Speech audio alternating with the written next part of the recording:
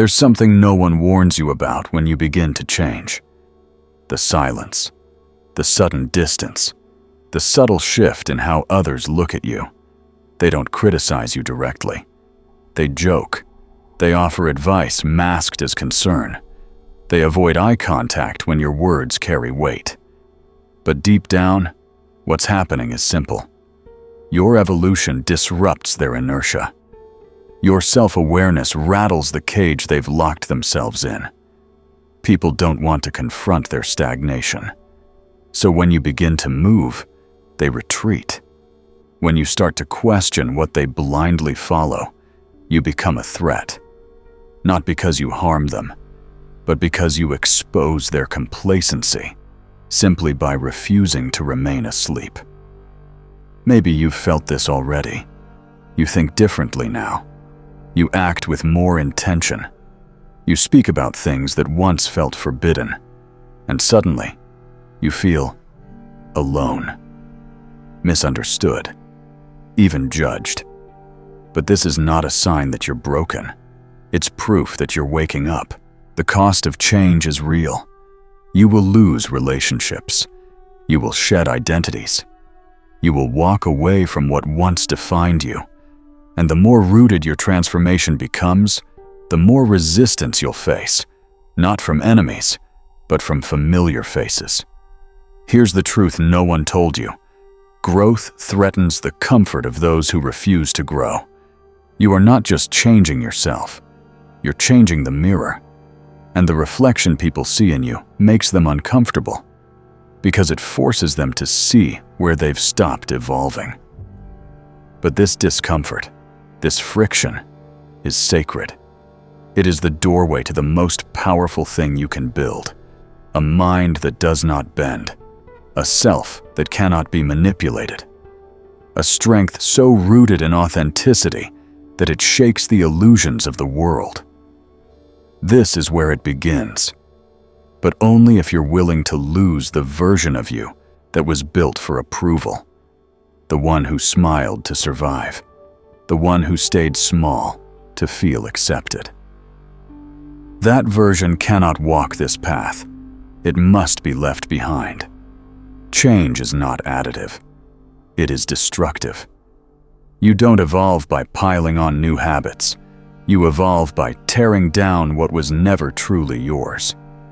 And from that wreckage, you rise. In the next chapter, we'll explore what happens when the last layer of comfort is ripped away. When the idea of a higher order dies, and you are left with nothing but yourself and your freedom. This is the death of God, and it's where true sovereignty begins. When Nietzsche said, "God is dead," he wasn't celebrating. He wasn't mocking belief. He was mourning the collapse of an illusion. The illusion that there is something out there, watching over us, guiding us, giving our lives a pre-written meaning. And with that collapse came a terrifying freedom. Because if no one is coming to save you, then everything is up to you. Think about how much we rely on that invisible safety net. The belief that there's a grand plan, a moral order, a divine justice system that makes all of our pain worth it. We tell ourselves, this must be happening for a reason. This suffering must be part of some cosmic design. But what if it's not? What if there is no plan?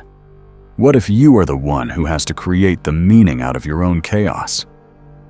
This is the radical freedom Nietzsche spoke of. It is not soft. It is not soothing. It is brutal. Because freedom is not just liberty. It is responsibility. No excuses. No higher authority. No one to blame. Only you. Your mind. Your choices. Your will. When you stop outsourcing meaning, when you stop waiting for some divine voice to tell you who you are, that's when you start to become dangerous. Because now, you are the author. You write the commandments. You build the values. You create the why. But be warned, this is where most people break, not in pain, but in freedom. Freedom sounds noble until you realize it means there's no script, no map, no one to catch you if you fall, just you and the abyss. Most people run from this. They return to dogma, to rules, to ideologies, not because they believe, but because they're afraid to think for themselves. But if you can withstand it, if you can remain standing when the illusion falls, then something extraordinary happens. You begin to forge what Nietzsche called the will to power. Not the power to dominate others, but the power to shape yourself, to shape the world through the force of your inner clarity. This is the moment when the human being ceases to be a servant and becomes a creator. You no longer obey. You overcome. But this transformation, this terrifying liberty, comes at a cost. Because without the old beliefs, you are now face to face with yourself. Raw, exposed, responsible. And that is the essence of Nietzsche's challenge. Can you carry the burden of your own existence without collapsing under its weight? This is not philosophy. It's not theory. It's a demand, a test, a fire that forges or destroys. And if you survive it, you become something rare, something untouchable, a being who needs no savior because they have resurrected themselves. In the next chapter, we will explore what comes after this death of illusion, what rises from the ashes when the old gods are gone and the will to power awakens fully. This is the birth of the Übermensch, and it will change everything. If this message resonates with you, hit the subscribe button and join the channel. Thank you for being here. Once you've torn down the illusion, once the sky above you is empty and the ground beneath you uncertain, a question rises. What now? Most people, when they lose their gods, build new cages. They trade one master for another. Ideology, popularity, money, comfort. But Nietzsche envisioned something else, something revolutionary, a new kind of human, not obedient, not apologetic, not average, but sovereign, unchained, a creator of meaning, a force of transformation, the Übermensch. This is not a superhero, not a god in disguise. It's not someone born with mystical powers. It's the human being who has overcome the need to be told who to be, who has shed guilt, who has shattered the morality of the herd, who does not seek permission to exist. The Übermensch does not ask, "Is this allowed?" He asks, "Is this worthy of me?" This shift is nuclear because most of us live with inherited beliefs. We obey rules we never chose. We chase success that someone else defined. But the Übermensch doesn't chase, he creates. He imposes meaning on the world rather than begging the world to give him some. He is not shaped by culture. He reshapes culture. He doesn't adapt to systems. He dismantles them and rebuilds new ones from the raw material of his own spirit. And this is what makes him terrifying to the collective. Because the Übermensch proves that all your excuses are lies. He proves that you can live without obedience, without blind faith, without begging for validation, and not just survive, but rise. But here's the truth they don't tell you. Becoming this kind of being requires a violent rupture. You will have to kill every part of yourself that was built to please others. You will have to betray the version of you that needed approval to feel real. You will have to become the very thing your old self was afraid of. And that is not a poetic metaphor. That is a psychological death. It is the collapse of everything false so that something authentic can be born. Nietzsche didn't promise comfort. He offered a challenge, not for the masses, but for the few who are ready to become creators, not consumers. And once this process begins, there's no going back. Because the Übermensch doesn't belong to society. He transcends it. He does not fear being misunderstood. He expects it. He does not water himself down to make others comfortable. He sharpens himself to cut through illusion. But this kind of transformation doesn't happen in public. It doesn't happen in applause. It happens in isolation. And that's exactly where we go next. Because you cannot build this kind of mind if you cannot stand to be alone. In Chapter 4, we descend into the sacred silence where real strength is born. This is the solitude of the strong. No one tells you this at the beginning, that the stronger you become, the lonelier the road becomes. Not because you chose to be alone, but because the world no longer knows what to do with you. Your silence becomes uncomfortable, your presence intense, your clarity threatening. You no longer reflect who they are. You reveal who they're not. And so, one by one, they pull away, or they try to pull you back into the mold, into the noise, into the sameness. But if you're serious about transformation, you must resist the pull, because solitude is not exile. It is elevation. Nietzsche knew this. He lived it, misunderstood, ridiculed, alone. But it was in that isolation that his clearest thoughts emerged. Because solitude purifies.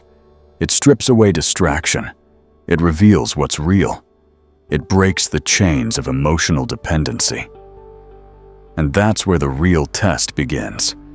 When there's no one to applaud you, no one to correct you, no one to agree or disagree, only the voice inside you. Can you listen to it without going mad? Can you stay present without numbing yourself? Can you withstand the silence without retreating? Because most people can't. They fill the silence with noise, with opinions, with validation, with distractions that feel like life, but are actually a slow death. But you, if you want to build an unbreakable mind, must walk into that silence and remain there long enough for the old self to die. And in that stillness, something strange begins to happen. Your thoughts deepen, your senses sharpen, your values crystallize. You begin to hear your own voice, not the one conditioned by fear, not the one shaped by culture, the one that was buried under layers of noise and need. This is the voice of the sovereign self, and it does not whisper, it commands. But make no mistake, this solitude has a cost. You will lose people you once thought would walk beside you forever. You will be called cold, distant, arrogant. They will say you've changed, and they'll be right. You are no longer a mirror for other people's insecurities. You are no longer shaped by the need to be understood.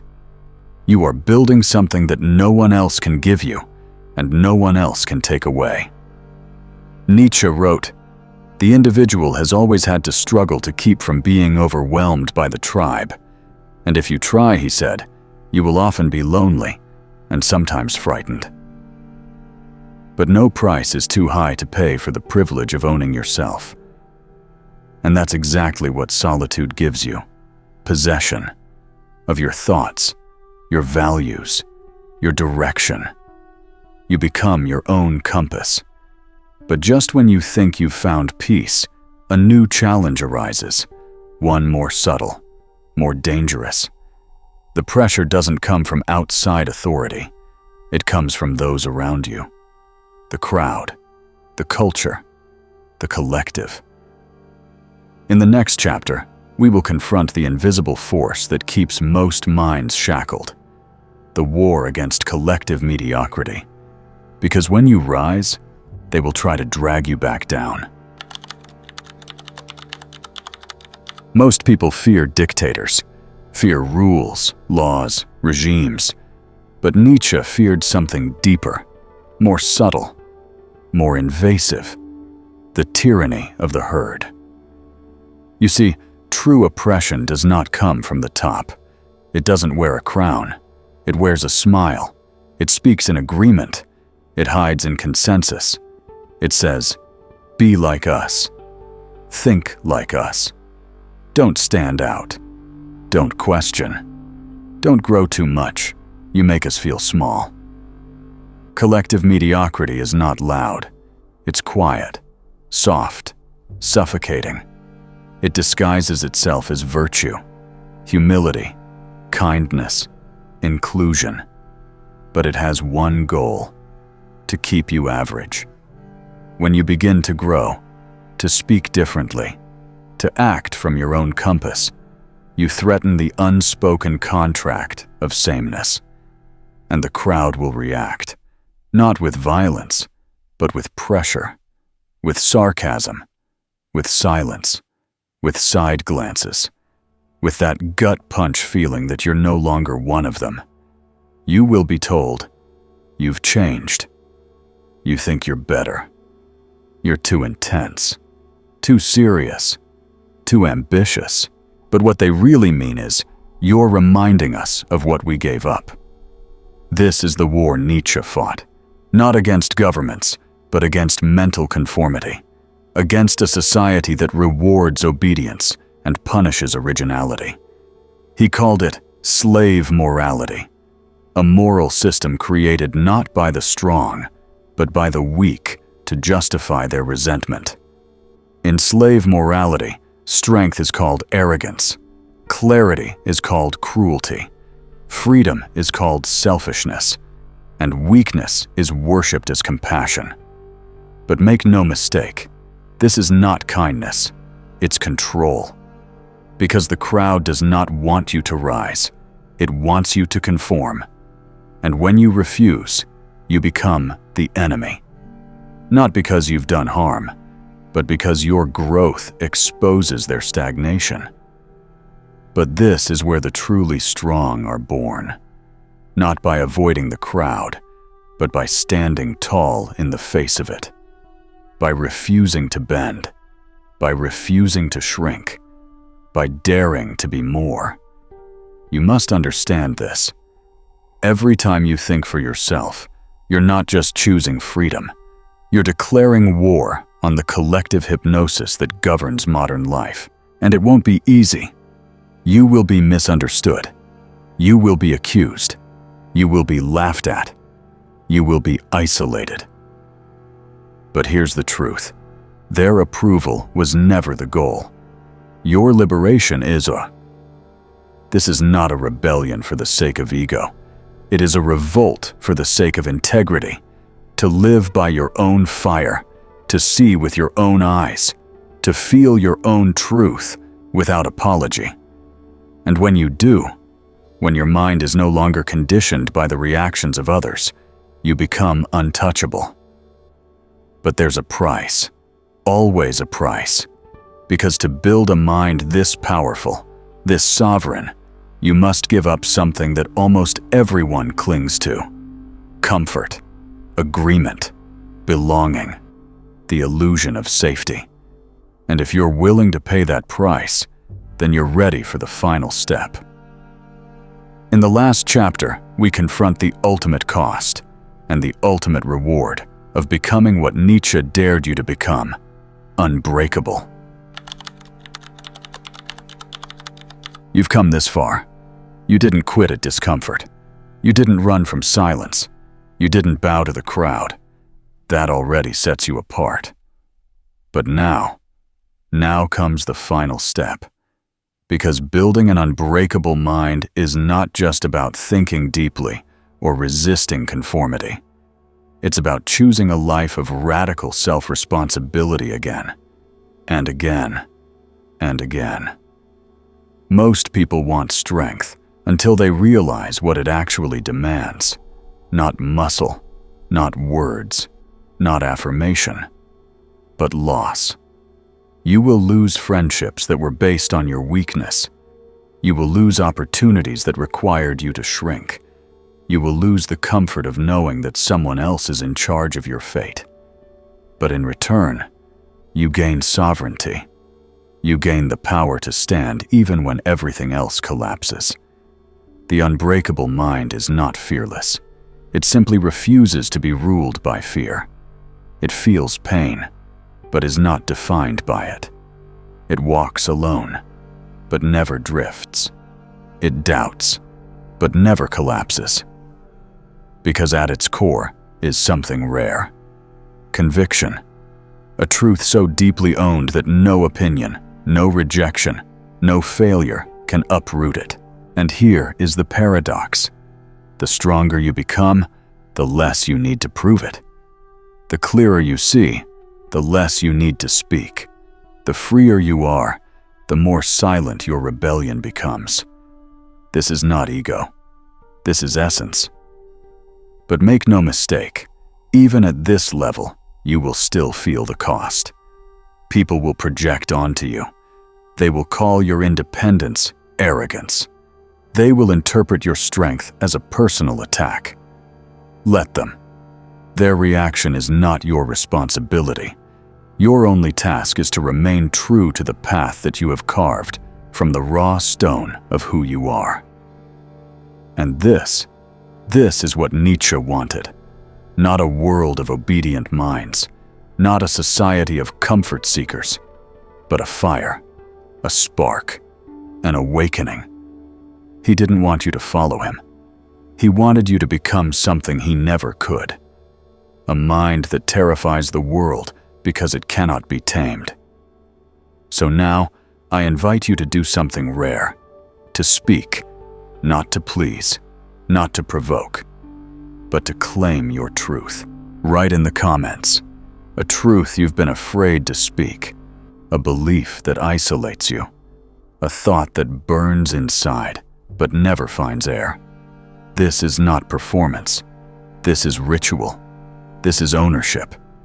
And if this video resonated, if something inside you stirred, if you felt more seen in this silence than you ever did in a crowd, then don't stop here. The next video will take you deeper. It continues this journey, not with answers, but with the next set of questions you were born to confront. And remember this, you are not broken. You are awakening, and the world is not ready. But that's exactly why you must continue. If you've made it this far, you're not here by accident. Something inside you is already shifting. You're not just watching, you're remembering who you are. This channel isn't for everyone. It's for those who are ready to go deeper, to think harder, to break what needs breaking, and rebuild something no one else can touch. If that's you, subscribe now. Not for me. For you. For the voice inside you that refuses to be silenced. New videos every week. No noise, no fluff. Only raw, unfiltered truth for those who are ready to face it. This isn't just a channel, it's a path. Walk it with us.